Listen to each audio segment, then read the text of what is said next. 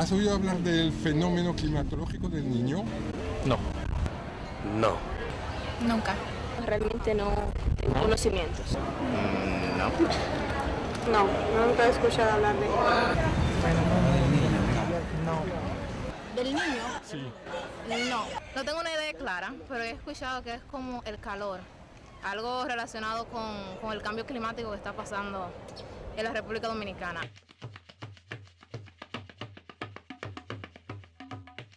Fenómeno del niño, no, Telegano. ¿Y la niña? No, tampoco. ¿No? No. Tampoco. Fenómeno. Sí. No. No. La niña que va más con calor y eso, pero no. ¿Has escuchado eso alguna vez?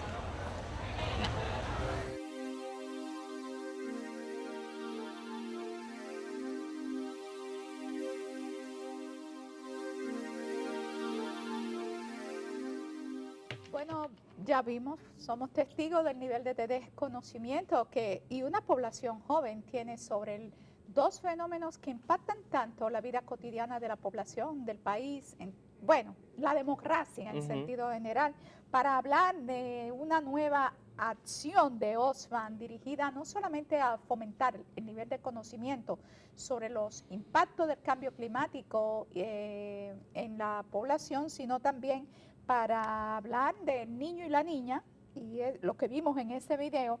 Tenemos a Carlos Arenas, responsable de Acción Humanitaria de Oxfam, y a Camila Minerva Rodríguez, coordinadora en terreno de Acción Humanitaria de Oxfam. Bienvenida, bienvenido a Uno más Uno.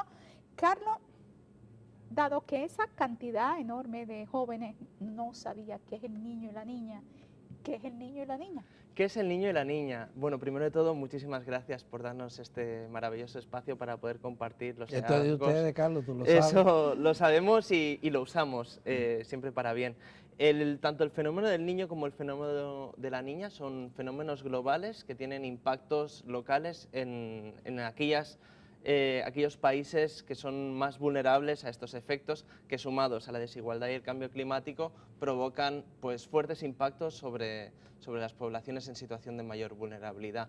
En el año pasado pudimos ver cómo el fenómeno del niño, sumado a los efectos del cambio climático, provocaba la mayor sequía de los últimos 20 años, ¿no? En aquel 2015, y ahora en este 2016 y este 2017 que empieza, hemos podido ver cómo las inundaciones, el huracán Matthew, las inundaciones de noviembre, están provocando cómo esas mismas personas que fueron afectadas en el año 2015 ahora vuelven a ser afectadas. El año 2017, pues tenemos un interrogante, no sabemos si podemos experimentar una nueva sequía o, en su defecto, podemos volver a experimentar fuertes inundaciones. Lo que sí que es importante es que tenemos que estar más y mejor preparados. Aquí en República Dominicana es norma casi que ocurran periodos de sequía, periodos de muchas lluvias. Nosotros estamos en el mismo trayecto de los huracanes, por ejemplo, y en esta temporada siempre vamos a tener la amenaza de... Aunque los huracanes cada vez están doblando. Pero no, las series históricas nos dicen que no, que siguen casi el mismo trayecto. Lo único que crean más daños que antes. Y eso ustedes lo atribuyen a los fenómenos o a un hecho que está ocurriendo. Mayor deforestación, mayor población, en condiciones de vulnerabilidad. La gente vive a la orilla de los cauces donde antes cruzaba un río, ahora puede existir un poblado.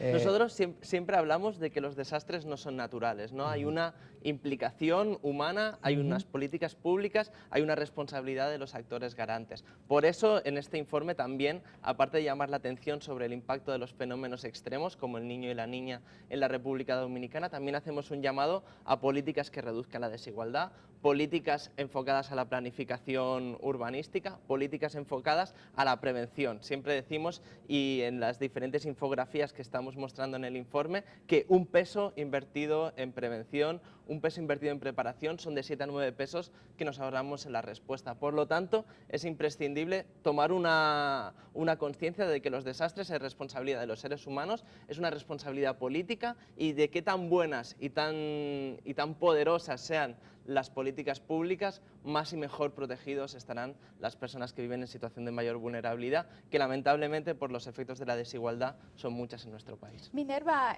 Camila. decía, Camila Minerva decía, Carlos, que el fenómeno del niño y la niña, los fenómenos del niño y la niña impactan global y localmente. Me acuerdo mucho de aquella frase de pensar globalmente y actuar localmente. Tú que eres coordinador en terreno, ¿cómo se expresa en la vida cotidiana de la gente la no planificación de esas políticas públicas? Claro, lo que hemos visto a nivel de terreno, nosotros desde Oxfam y con nuestros socios en terreno, CEDESO y Solidaridad Fronteriza, y con el apoyo de la Unión Europea, estamos implementando varios proyectos de respuesta y preparación, construcción de resiliencia a los fenómenos del niño y la niña de la variabilidad climática.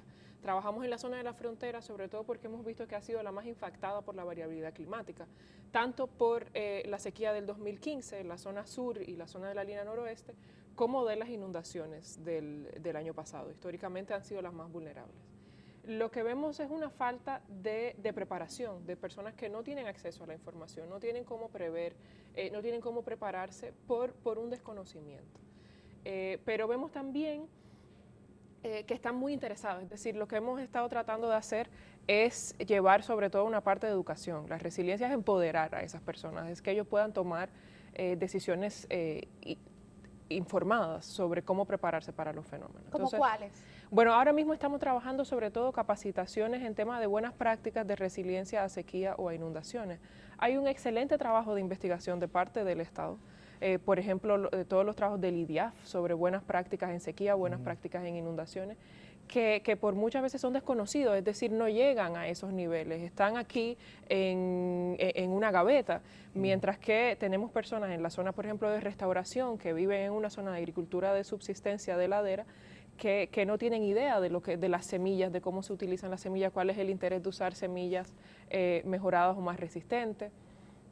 Entonces se está trabajando sobre todo capacitación a nivel comunitario, pero también fortalecimiento de sus capacidades, es decir, estamos trabajando con Semillas Mejoradas, estamos trabajando también para la diversificación de medios de vida, es decir, que tengan más opciones. Lo que hemos visto es que tanto la sequía como las inundaciones por lo general impactan a los mismos, a los que personas en situación de mayor vulnerabilidad. Hay informaciones que no son nuevas, yo digo contrastan. Mira, la frontera es la zona de más sequía de toda la vida, en República Dominicana. En Neiva se producen 35 milímetros de agua al año, mientras que en Yamasá 260. O sea, pero eso ha sido así, esos son los promedios históricos. De manera que esas regiones van a mantener sequía siempre. Sí, ahora hay un problema, tú mencionas restauración, yo los conozco. Restauración, han fracasado los planes de las organizaciones no gubernamentales y del Estado para ayudar a aliviar la pobreza, porque tú tienes Río Limpio, que está en restauración, ahí estamos hablando de hace 3 décadas, que se instaló una escuela de agronomía orgánica, etcétera, y la gente sigue pegándole fuego, la gente sigue en la miseria más extrema.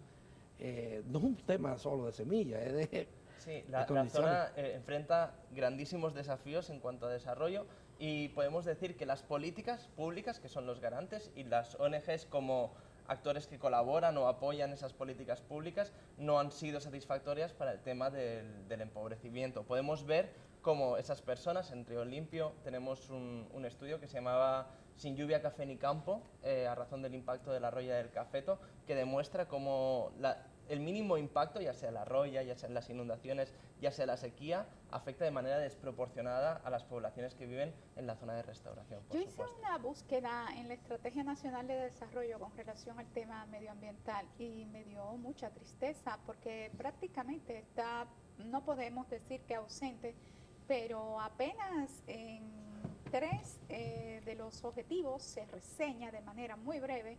Y luego, bueno, con el ordenamiento territorial diríamos que indirectamente. Y eso se traduce en que el Ministerio de Medio Ambiente recibe una pírrica cantidad de dinero Y sin embargo, los recursos naturales son cada vez más explotados por aquellos que acumulan mayores niveles de riqueza. Concentración de riqueza, que ha sido uno de los grandes aportes de Oxfam a denunciar esta situación y lo que sucede con los recursos naturales y el deterioro del medio ambiente.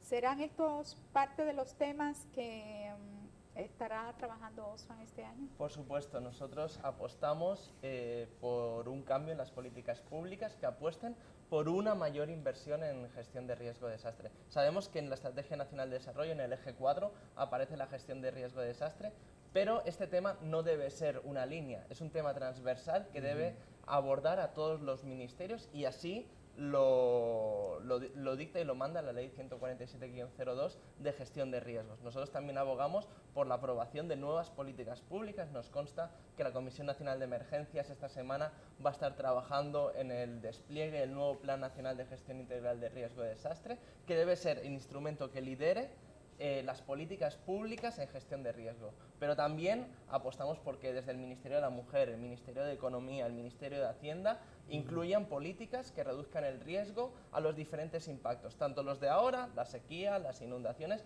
como los que pueden venir de nuevo, como son el tema de los desastres tecnológicos a razón de la explotación de los recursos naturales. La relación de esto con la pobreza no sería la acción más eficaz, no sería reducir drásticamente la pobreza. Hay gente que vive, en lugares donde no debe vivir personas. El mismo caso de restauración. Y ahora lo que está pasando es que vive más gente que antes. Sí, cuando nosotros hablamos más de reducción de la desigualdad que reducción de la pobreza. Cuando hablamos de que el 90% de las personas afectadas por las tormentas Olga y Noel fueron del estrato más empobrecido de nuestra sociedad. Por lo tanto, la apuesta de Oxfam es que reduciendo la desigualdad uno reduce el riesgo de desastre y por lo tanto reduce la exposición de las personas en situación de mayor vulnerabilidad. Y en ese sentido, ¿qué usted observa que se está haciendo en el terreno? Bueno, lo que podemos ver es que además de haber una relación, se fortalece. Es decir, no solo las personas más pobres y la desigualdad causa desastres mayores, causa mayor impacto de los desastres, sino que también los desastres incrementan la desigualdad. Lo que pudimos ver en las diferentes investigaciones que llevamos a cabo y que vamos a estar publicando es que han impactado a las mismas personas. Por ejemplo, en la zona de Montecristi, que fue con el informe que presentamos y vinimos aquí con la seca al cuello, vimos que muchos de los productores de arroz fueron los más pequeños, los que perdieron, los que no tienen acceso a agua, los que no tienen el poder, ¿no?, de conseguir agua en tiempos de sequía, que perdieron 2 cosechas consecutivas de arroz. Y esos productores pasaron, para poder saldar las deudas, para poder pagar sus deudas, muchos tuvieron que vender sus parcelas y pasaron de ser productores, dueños en sus propias tierras, a ser trabajadores en tierras ajenas. Y estamos viendo lo mismo con los productores de plátano en la zona sur. Son por lo general los pequeños productores, los que perdieron el 100% de su cosecha cuando la sequía, que les cuesta muchísimo replantar porque no están acostumbrados a endeudarse. La siembra de plátano, por lo general, una parcela, mantener una parcela, una tarea de plátano, cuesta 7,000 pesos anuales. Llevar a producir desde cero son 13,000. Entonces, haber perdido sus 20 tareas de plátano significa ahora una inversión de unos 300,000 pesos a los que ellos no tienen acceso, probablemente no tengan títulos de propiedad.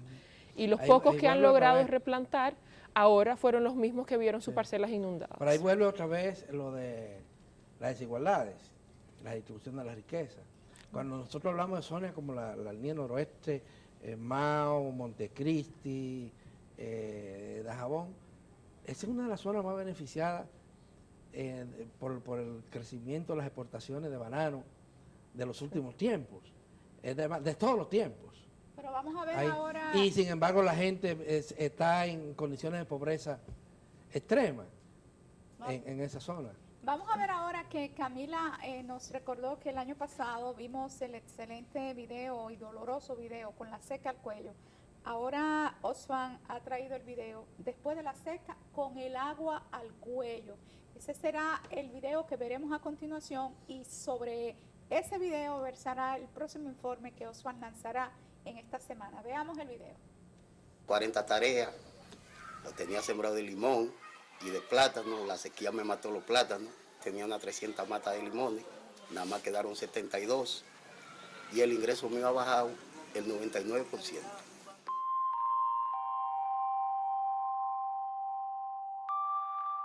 Yo comencé y sembré 300 matas de plátano y la sequía me la mató. Pero no conseguí continuando y continuando, volví y me la mató, pero ahora, gracias al Señor, ha habido agua.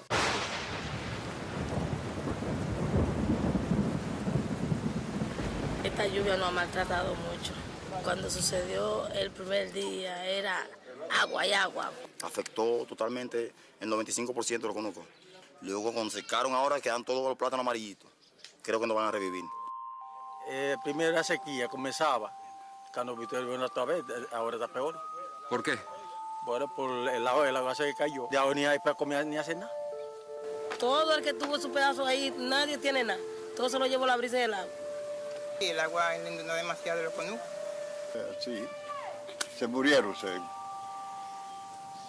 Las bombas no la cogió el río. También está metida por ahí que todavía no la hemos podido reparar, ni sacarla de donde está. Pero malo está la cosa. No hay nada, eso es. Yo iba y tumbaba 3 o 4 sacos de limones y conseguía y llevaba a unos muchachos, vamos a echar el día allí conmigo, y iban. También se beneficiaban ellos y su familia. Entonces ahora estamos todos en cero, ahora estoy yo buscando donde echar un día. Y ya tú sabes, todas esas mujeres que están del pueblo de aquí tienen que ir a los pueblos a buscar trabajo, salir de aquí a pie.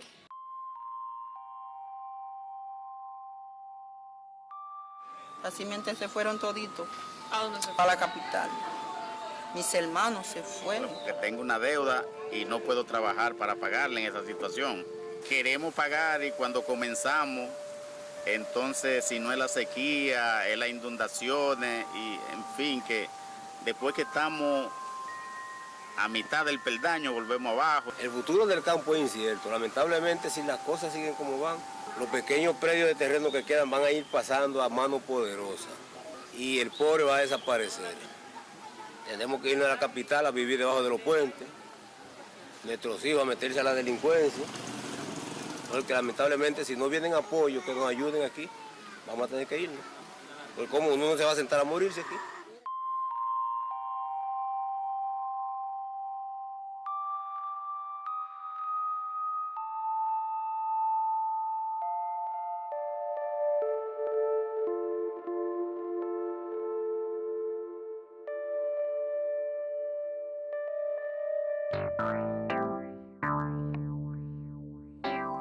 Con el agua al cuello. Dime en terreno, Camila, ¿cómo fue la situación que Oxfam enfrentó junto a las organizaciones, los campesinos, campesinas? Bueno, ahí pudimos ver mucho de lo que sucedió en terreno, ¿no? Ver cómo el impacto de las inundaciones de fin de año y de principio de año impactaron a las mismas personas que habían sido impactadas por la sequía. Nosotros desde Oxfam nos interesaba buscar entender de qué manera ha impactado la sequía en sus medios de vida, en su capacidad de sobrevivir, de llevar su vida diaria. Las pérdidas agropecuarias, por lo general teníamos los datos, pero no lo desglosaba en qué significaba eso para personas que tienen 20 tareas, que trabajan de jornaleros, que echan días. Entonces, ese es el informe que vamos a estar publicando este jueves 20 a las 9 de la mañana en el Centro Cultural de España, en la zona colonial, que busca medir de qué manera, establece lo que llamamos los umbrales de supervivencia y de protección de medios de vida. El umbral de supervivencia es el nivel, lo que necesita una persona en eso para garantizar que todas las personas de un hogar coman las 2.100 kilocalorías diarias, que es el mínimo reconocido por la Organización Mundial de Salud, de manera sana. Y lo que vimos es que a raíz de las inundaciones, en esa zona de restauración de la que estuvimos hablando, ninguno de los grupos socioeconómicos de las zonas más rurales, ninguno, ni los jornaleros de ascendencia haitiana, ni los jornaleros dominicanos, ni las personas teniendo hasta 50 tareas, estaban pudiendo consumir las 2.100 kilocalorías diarias. Se pasa hambre en las zonas rurales. Se pasa hambre. Hay una reducción sustancial de la economía campesina en la República Dominicana. Y yo le pregunto a ustedes, ¿ustedes han observado políticas públicas destinadas a proteger a esa población que que se está reduciendo y que está en condiciones verdaderamente críticas, de pobreza crítica, ¿verdad? La existencia, nosotros hemos podido percibir políticas públicas pero consideramos que no son suficientes. Lo hemos podido ver en el video, como hay mucha gente que tiene que salir de su casa e irse a la capital, ¿no? Eso es un abandono de nuestro campo, es un abandono de nuestra soberanía alimentaria. Pero eso ha pasado, miren, jóvenes, eso ha pasado en el mundo entero, ha pasado en España, en Alemania, en todos los países. La población rural cada vez se reduce más. Y los países de mayor desarrollo son los que tienen menos gente y viven en el campo. Pero nosotros tenemos la peculiaridad, como dice el informe de Oxfam, de que un crecimiento que no se distribuye. Sí. Entonces, en el caso nuestro, la inequidad es muchísimo mayor que en cualquier otro lugar. Sí, o sea, la migración campo-ciudad es un fenómeno universal. Universal. Lo que se considera desplazamiento interno por un desastre es la migración campo-ciudad por la existencia de impactos climáticos. Eso es lo que deberíamos de evitar, ¿no? Las políticas públicas deberían de evitar. ¿Eso cómo se consigue? Con mayor protección social, ¿no? Que el campesino o campesina, cuando se ve afectado por una inundación, por un huracán, por una sequía, por una plaga, tenga mecanismos para que ese choque no repercuta al final en su alimentación y en la de su familia. Y eso es lo que no existe ahora. Eso es, las políticas de protección social es lo que deben de tender, por supuesto. Con un desarrollo, si queremos llamarlo sostenible, es un desarrollo en el que cualquier choque no interrumpa los planes de vida de las personas. Denos un avancito de cuáles son las propuestas ante la realidad tan dramática que describiste, Camila, de que ningún sector en esas poblaciones que fueron afectadas por la lluvia está consumiendo la mínima ingesta de calorías que establecen los organismos internacionales. ¿Qué hacer? Sí. Bueno, pues estamos trabajando, es decir, hay toda una parte de protección social, también de diversificación de medios de vida. Lo que hemos visto es que son zonas que dependen únicamente de la agricultura, que no tienen ninguna otra fuente, ni siquiera económica ni cultural, es decir, estamos dejando morir el campo. No sucede nada. Entonces estamos haciendo muchos trabajos, por ejemplo, de lo que llamamos diversificación de medios de vida, trabajando con los campesinos para que encuentren otras fuentes de ingresos que no dependan tanto de choques climáticos, ya sea en asociarse asociarse para depender uno de otro, también tener acceso a seguros, es decir, poder conseguir títulos de propiedad para que puedan asegurarse, para que puedan asociarse.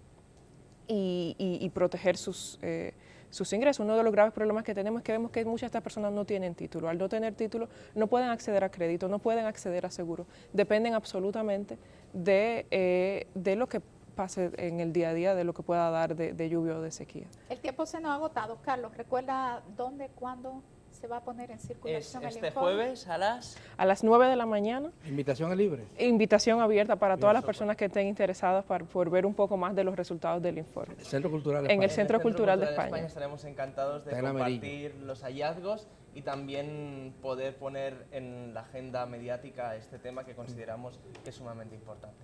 Bueno, muchísimas gracias, Camila y Carlos. Muchísimas gracias. Y como decía en principio, este espacio está abierto para canalizar este tipo de denuncia y de estudio. Lo sabemos y lo agradecemos. Bueno, y a ustedes, amigos televidentes, ya escucharon la invitación, Centro Cultural de España, próximo jueves a las 9 de la mañana, y nosotros les esperamos aquí nuevamente mañana en 1+1 a partir de las 6 de la mañana.